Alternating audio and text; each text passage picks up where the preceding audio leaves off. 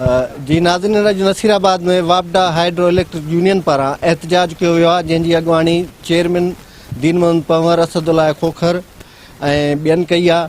अचो खाइन मालूम करियूं त हिननि जे एहतजाज जो सबबु कहिड़ो आहे ऐं संदन मुतालबा कहिड़ा आहिनि। जो ही मुतालबो आहे त अकील जूने जो आहे सखर असांजी हेड ऑफिसूं उन में दादागिरी करे थो, गुंडागर्दी करे, 4 गुंडा वठी उते गुंडागर्दी करे ऑफिसरनि खे ब्लैकमेल थो करे या यूनियन जे वारनि सां बदखलाक़ी बदतमीज़ी करे थो या को बि उते आर्डर यूनियन वारा कराइनि था कंहिंजी भलाई में या ऑफिसर कनि था उन्हनि खे सज़ा तौर या करे थो, चए थो उन्हनि खे हीअं कयो प्लान कयो। एहतजाज असांजो अकील जूने जे ख़िलाफ़ु आहे, जंहिं कल्ह सेप्को ऑफिस सखर में दहशतगर्दी करे, गुंडागर्दी करे ऑफिसरनि खे घटि वधि ॻाल्हायो आहे, लेबर खे घटि वधि ॻाल्हायो आहे, असांजे यूनियन खे घटि वधि ॻाल्हायो आहे।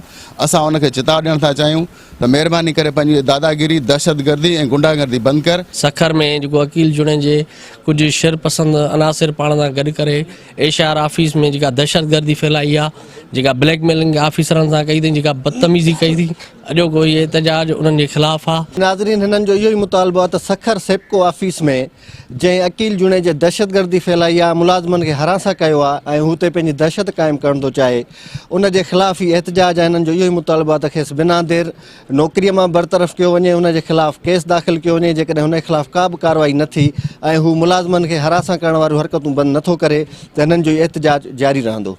कैमरामैन सज्जाद कलोड़ो सां गॾु अल्लाह बख्श कुरैशी, सिंध टीवी न्यूज़, नसीराबाद।